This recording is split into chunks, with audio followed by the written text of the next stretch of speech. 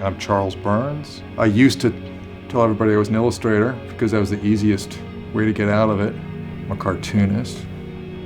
I did things that were more for adults, and then that started going off into a territory that was difficult, so I called myself an illustrator. But I still do some illustrations, but primarily comics. I kind of spent most of my important years in Seattle. My influences really came early. I started going to concerts in Seattle probably when I was in ninth grade, whatever age that is. So images and concerts and comics, and by the time I was in high school or junior high school, I was looking at underground comics, and that had a huge impact.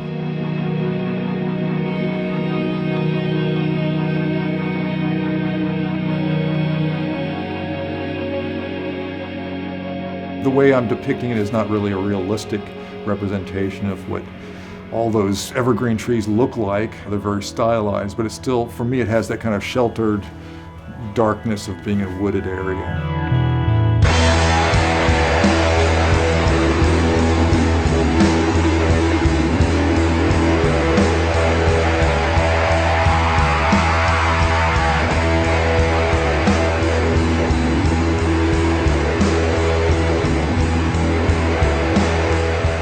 The thing is with comics is it's really something that's very self-contained in the sense that most of the artists that I know or admire do everything themselves.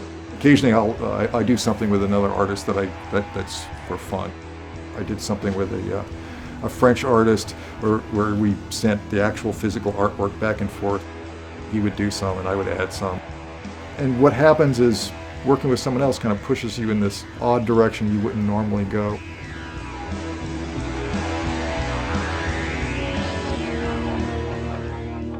Not editing myself, I write down everything and everything. I certainly go off on trails that never lead anywhere. I'm working on tracing paper, I'm doing layers of that, I'm refining, cutting panels out, cutting figures out. I use a lot of tape, flipping the drawing over. You're seeing the mistakes or you're seeing it with clearer eyes.